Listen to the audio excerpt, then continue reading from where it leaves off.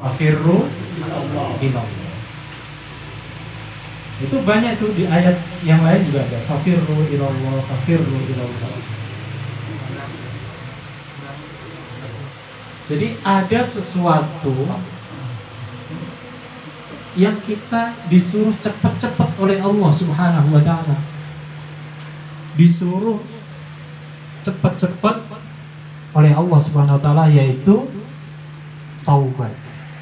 Diterjemahkan atau ditafsirkan di ayat yang lain, wasari'u ila maghfiratin min rabbikum wa jannatin 'arduhas samawati wal ardh. Al-ayat. Wasari'u, cepat-cepatlah ila maghfiratin min rabbikum, menggapai ampunan Allah Subhanahu wa ta'ala. Jadi siapa yang mau bertobat kepada Allah Subhanahu wa ta'ala, itu dijamin oleh Allah Subhanahu wa ta'ala dia menjadi orang-orang yang beruntung di dunia ini. Jadi yang pertama, orang itu harus mengucapkan atau di dalam hatinya dipenuhi la ilaha illallah wastaghfir li dzambi, istighfar kepada Allah Subhanahu wa ta'ala. Nah, sebetulnya ini sesuatu yang saya yakin anggota pengajian ini sudah paham semuanya, tapi untuk mengingatkan kembali. Kafir di sini menariknya. Jadi orang yang baik itu bukan orang yang tidak pernah melakukan kesalahan.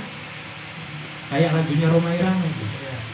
Orang yang baik bukan yang tidak pernah melakukan kesalahan, tetapi yang menyadari kesalahannya dan memperbaikinya. Terusin nggak nih? Cukup satu kali kehilangan, tetap cukup satu kali. Nah, tapi di sini Rhoma Irama salah. Ya. Dia bilang jangan dua kali. Padahal nih, di dalam Al-Quran, orang yang salah berkali-kali pun itu diminta oleh Allah supaya tidak berputus asa. Jadi, misalnya hari ini salah, kemudian bertobat, besok salah lagi, bertobat lagi, itu pun masih diharapkan kembalinya orang itu ke jalan Allah Subhanahu wa ta'ala. Seperti orang yang sakit. Orang yang sakit itu kalau masih ada roh pasti kepengen sehat. Walaupun sudah tua banget ini, kita doain mudah-mudahan sehat walafiat, nggak ada. Mudah-mudahan cepat mati deh, buat nggak gitu. Nggak ada. Orang yang sakit itu pasti kepengen sehat. Ya, ketika ada ruh di dalam jiwanya. Kalau sudah nggak kepengen sehat, ada dua kemungkinan. Dia udah bosen di dunia, artinya dia putus asa, atau dia memang betul-betul sudah pasrah lillahi ta'ala. Kalau dicabut kapanpun ya sudah, alhamdulillah. Makanya Bapak-bapak yang dirahmati oleh Allah Subhanahu wa ta'ala, kafirru ilallah. Bahkan kalau di kitab ini, di kitab Tajul Arus ini, orang yang mau bertobat ya, itu tempatnya di surga, itu senang. Artinya apa? Orang yang tobat, idza tabal abdu farihat bihi daruhu minal jannah. Jadi orang yang taubat itu tempatnya di surga itu sudah senang. Tidak cuma tempatnya di surga, langit juga ikut senang. Seluruh apa yang di langit ikut bahagia dengan taubatnya seseorang. Wa tafrihu bis sama. Dan semua yang ada di bumi itu ikut senang. Wal ardu itu ikut senang dengan tobatnya seseorang. War Rasul sallallahu alaihi wasallam, bahkan Rasulullah sallallahu alaihi wasallam itu ikut senang dengan tobatnya seseorang. Itu artinya apa? Di kitab ini menyampaikan bahwa Rasulullah sallallahu alaihi wasallam sampai akhir hayat itu akan menjadi saksi. Ini penting sekali nih. Rasulullah itu secara fisik sudah meninggal, tetapi Rasulullah masih menjadi saksi. Perbuatan baik seseorang itu akan disaksikan oleh Rasulullah Shallallahu Alaihi Wasallam. Maka kalau mahallul qiyam itu para ulama kita itu memberikan tata cara supaya kita berdiri. Itu diyakini bahwa ketika sholawat itu dibaca, Rasulullah itu hadir untuk menyaksikan. Jadi jangan sampai waktu kita sholawat itu tidak fokus kepada Rasulullah Shallallahu Alaihi Wasallam. Bapak-bapak yang dirahmati oleh Allah Subhanahu Wa Taala, ini menjadi penting untuk kita renungkan bahwa jagat raya ini, semuanya ini, itu sebetulnya menjadi saksi tentang apa-apa yang kita lakukan. Seluruhnya. Tadi sama wal ard, seluruh yang ada di langit dan seluruh apa yang ada di bumi itu menjadi saksi. Jadi kalau kita berbuat baik, bertobat kepada Allah Subhanahu Wa Taala, contohnya itu senang mereka itu.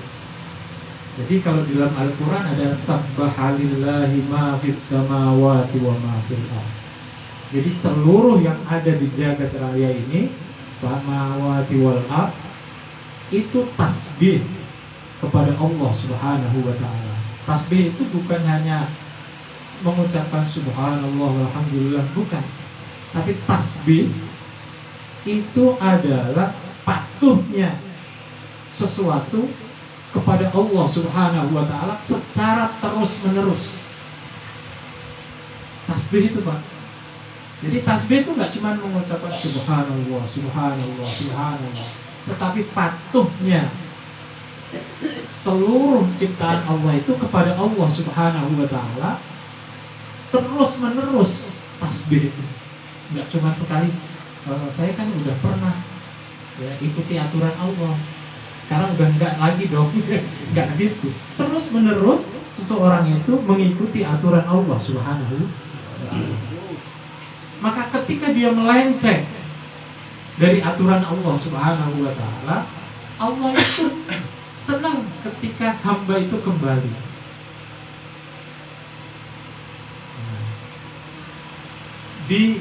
Diceritakan di kitab Tajul Arus ini, senangnya Allah terhadap orang yang tobat itu diibaratkan senangnya orang yang berjalan melewati gurun pasir dengan segala macam perbekalan yang dibawa oleh unta. Dia melewati padang pasir pakai unta. Kemudian begitu ditinggal istirahat, untanya hilang, berikut perbekalannya. Nah, kalau kita gambarkan sekarang, mungkin kayak kita mau pulang kampung, semuanya masuk mobil, semuanya dompet, semuanya perbekalan masuk semua. Yang mau dibuat makan di kampung sebulan udah disiapin berasnya segala macam, ya. Istirahat di rest area, tahu-tahu mobilnya hilang. Berikut perbekalannya. Susah apa enggak? Nah, begitu dia istirahat lagi, tiba-tiba mobilnya ada di depannya. Nah, senang sekali. Jadi Allah Subhanahu wa Ta'ala itu mempunyai sifat asy-syakur, maha penerima syukur. Jadi ketika ada orang yang berkali-kali maksiat kepada Allah Subhanahu wa Ta'ala, mungkin puluhan ribu kali mungkin, ya. Tapi begitu orang itu taubat kepada Allah, itu disambut oleh Allah Subhanahu wa Ta'ala. Senang Allah itu. Maka diperintahkan fafirru ilallah, Ini pelajaran Allah kepada Nabi Muhammad untuk diajarkan kepada kita. Fafirru ilallah. Nah, kira-kira untuk fafirru ilallah itu gampang apa susah? Yang cepat-cepat taubat kepada Allah itu gampang apa susah kira-kira?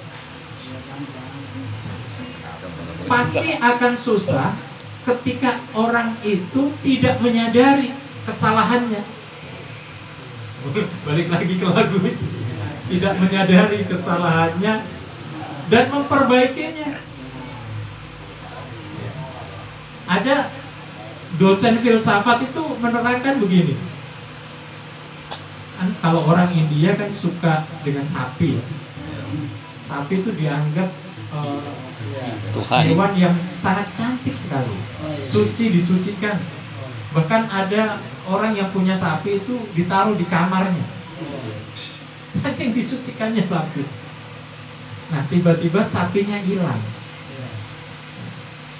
Supaya orang itu bergerak untuk mencari sapi yang hilang, kira-kira apa yang harus dilakukan? Yang pertama sekali, dia harus sadar bahwa dia kehilangan sapi. Kan begitu, Pak? Sama dengan orang yang tobat. Dia tidak akan mungkin tobat kalau dia tidak merasa kehilangan sesuatu hal yang baik. Ya, Pak ya? Misalnya, makanya yang pertama sekali, setelah orang itu merasa kehilangan sapinya, dia harus menelusuri jejak sapinya kira-kira kemana. Ini kemana kira-kira ini? Ikutin nih jejaknya. Nah, dalam filosofi Islam itu namanya muhasabah. Muhasabah itu mencari-cari apa ini, diri saya ini udah benar apa tidak ya. Nah, muhasabah. Jadi kalau di dalam Tajul Arus ini Syekh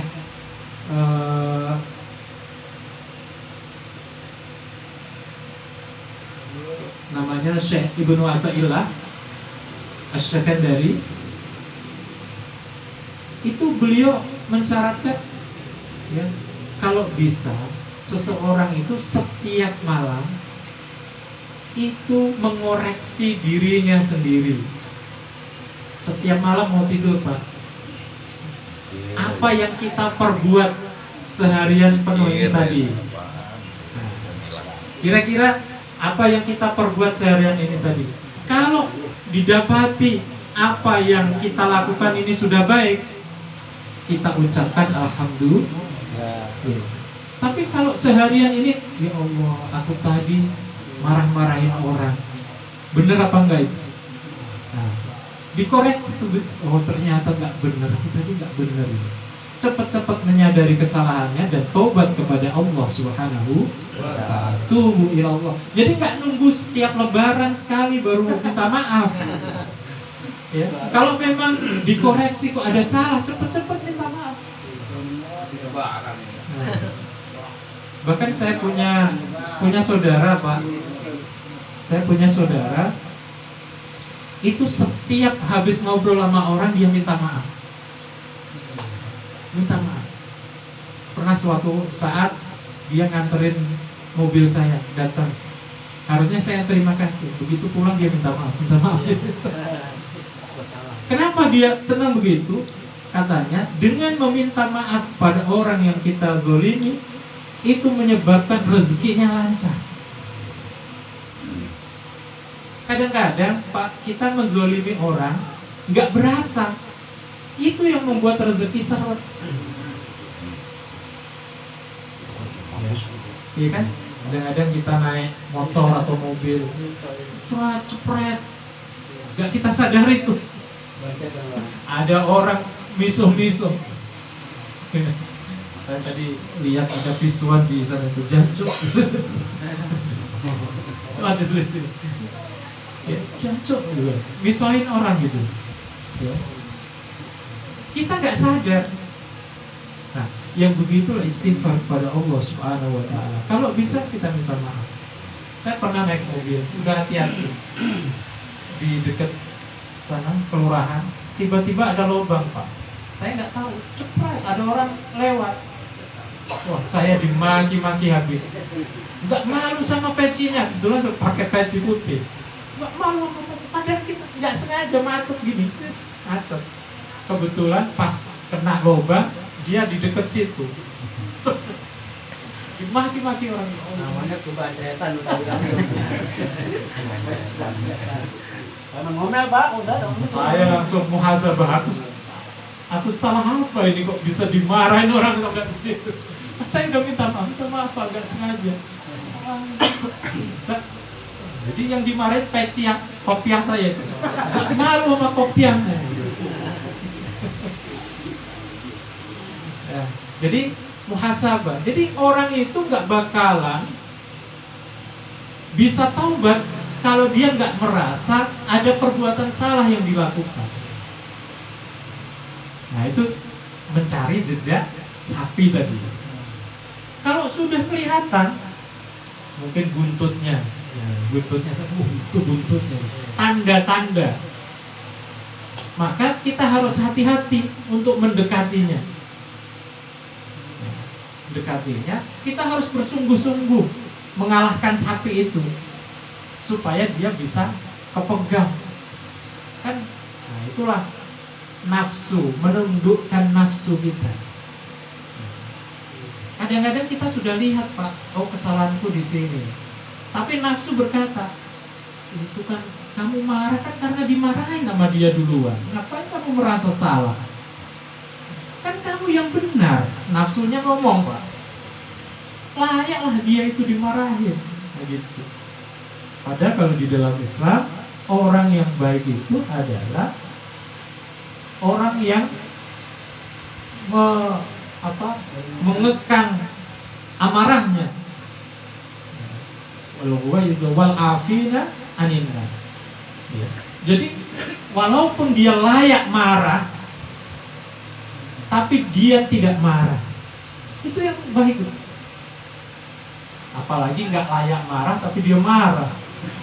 Sekarang banyak itu. Setiap apa-apa dikit yang disalahin Presiden Jokowi. Misalnya kebanjiran di sini, Jokowi di mana sih? Nggak ngerti. Ya. Marah aja dulu. Marah-marah. Kita banyak saksikan itu orang-orang sekarang marah-marah aja. Sehingga kayak Islam itu harus dibumbui dengan kemarahan. Sudah jarang-jarang lagi orang bisa guyon-guyon itu. Saya dulu waktu mahasiswa sering Pak ketemu Gus Dur. Bapak-bapak ini ketemu Gus Dur. Itu setiap ketemu itu pasti ada lelucon yang dikeluarkan oleh Gus Dur. Ada yang ngejorok-jorok juga ada. Nah, tapi saya nggak mau sampaikan di sini. Dibilang jorok ya. Ada Pak Kiai itu, Pak Kiai ini beli jamu rapet wangi supaya istrinya rapet. Dan wangi. Rapet wangi. Kata Gus Dur ini rapet wangi. Ini Nyai, ini minum ini biar rapet. Betul Pak. Begitu malam Jumat, rapet seret bener. Gus Dur seret bener. Terus, wah ternyata jamunya manjur ya Nyai. Seret, bagaimana nggak seret Pak? Orang ujungnya spray ikut. Itu yang ngomong Gus Dur itu lucunya loh. Ujung spray ikut. Adit. Nah sekarang itu kita kurang guyon-guyon begitu Pak. Saya masih ingat itu. Tadi disebutkan Pak Haji Basroni dikirim hadoroh ke dia. Itu kalau ketemu saya juga gitu. Yang salah siapa? Yang salah tukang beca. Ngapa didorong? Dia bilang narik. Sangat becek. Orang bilang narik. Haji Basroni itu kalau diteruskan masih sampai pagi, banyak banget ya guyonannya. Maka sebetulnya Pak, ketika orang sudah tahu nih bahwa dia punya salah, kadang-kadang dibumbui dengan nafsu. Nafsu, kalau kita nggak bisa mengalahkan nafsu kita, ya akhirnya apa? Walaupun salah nggak merasa salah, nggak merasa salah, karena nafsu yang berbicara. Sama dengan sapi, begitu sudah ketemu, untuk bisa balikin sapi ke kandangnya itu butuh tenaga. Nah, orang yang menang adalah orang yang bisa menunggangi sapi, menunggangi nafsunya untuk kembali ke rumahnya. Begitu. Nah, itu filsafat Zen. Tapi kalau di dalam Islam itu mengalahkan nafsu. Nanti ada takhallul tajalli dan lain sebagainya. Nah, Bapak-bapak yang dirahmati oleh Allah Subhanahu wa taala, orang-orang yang alim itu banyak istighfarnya. Bahkan Rasulullah SAW setiap malam itu tidak kurang dari 70 kali, ada yang mengatakan tidak kurang dari 100 kali mohon ampun kepada Allah Subhanahu wa taala. Kenapa mohon ampun? Kadang begini Pak, kadang begini. Kita sudah tahu bahwa alam ini semuanya, langit diluaskan oleh Allah tanpa tiang, bumi dihamparkan oleh Allah Subhanahu wa taala, ya. Itu sudah diatur oleh Allah Subhanahu wa taala, milik Allah Subhanahu wa taala. Milik Allah Subhanahu wa taala. Nah, kok kita ikut ngatur urusan yang sudah diatur oleh Allah Subhanahu wa taala? Bahkan kadang-kadang kita ngeluh, kita ditempatkan di Buara tapi pengennya di Pondok Indah. Ngeluh kan?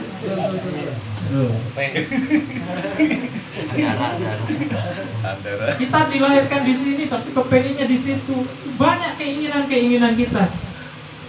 Sehingga ketika banyak keinginan kita lupa Allah mentakdirkan kita di sini supaya ikut bermanfaat di sini. Gitu. Ada banyak hal yang kadang-kadang kita protes kepada Allah Subhanahu wa taala. Kok saya dilahirkan oleh bapak yang itu, kenapa nggak dilahirkan oleh bapak yang ini? Orang yang protes terus itu, ya, itu menandakan bahwa dia tidak rela dengan takdir Allah Subhanahu wa taala. Kalau berusaha nggak apa-apa, tapi jangan sekali-kali menyalahkan Allah Subhanahu wa taala. Kita harus berhusnudzon terhadap Allah Subhanahu wa taala. Kalau udah hamil ini berarti suruh selesai.